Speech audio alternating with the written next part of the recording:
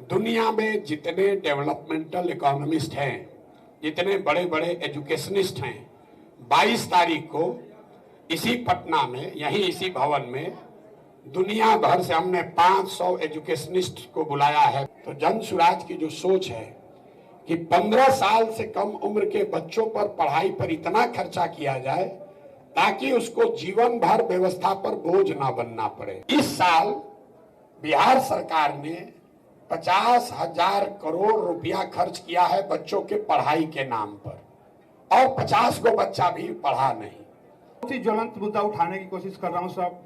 आपने कहीं पे लिखा था कि हम 15 साल के बच्चों को फ्री एजुकेशन दिलवाने की कोशिश करेंगे, चाहे वो प्राइवेट संस्था में क्यों ना हो।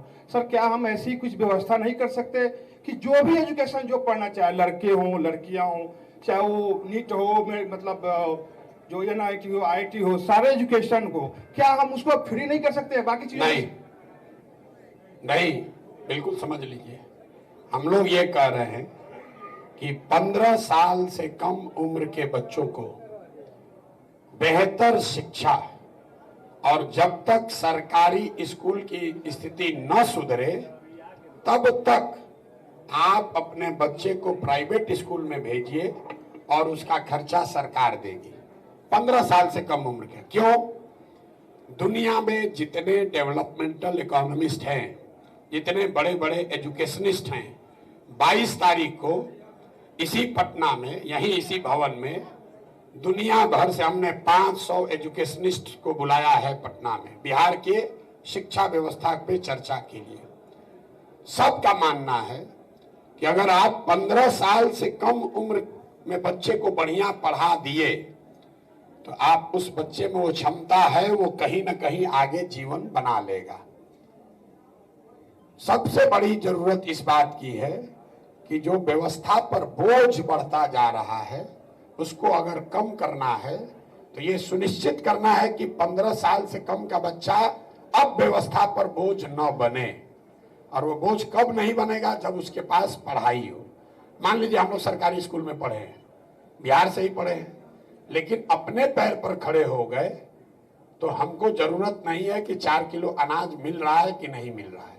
हम पेंशन वाले में भागीदार नहीं है, हम इंदिरा आवास के दावेदार नहीं है।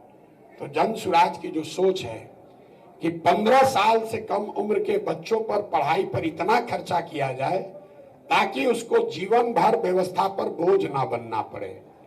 15 साल से 55 साल के जो युवा हैं, जिसको आप वापस ले जाकर पढ़ा नहीं सकते हैं, लेकिन उसके पास शारीरिक बल है, फिजिकल स्ट्रेंथ है और कुछ न कुछ काम की समझ है, उसको पूंजी की उपलब्धता कराई जाए ताकि वो मजदूर के बजाय कॉन्ट्रैक्टर बन जाए, इंटरप्रेनर बन जाए, स्वव्यवसायी बन जाए।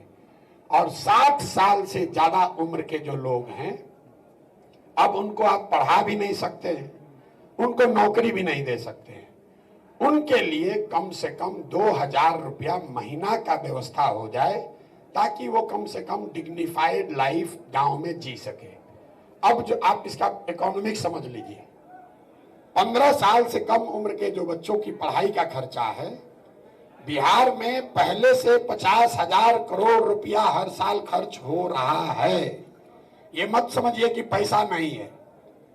इस साल बिहार सरकार ने 50,000 करोड़ रुपया खर्च किया है बच्चों के पढ़ाई के नाम पर, और 50 को बच्चा भी पढ़ा नहीं। तो पैसे की कमी बच्चों को पढ़ाने को लेकर नहीं है, उस पैसे को व्यवस्थित तरीके से खर्च करने की बात है।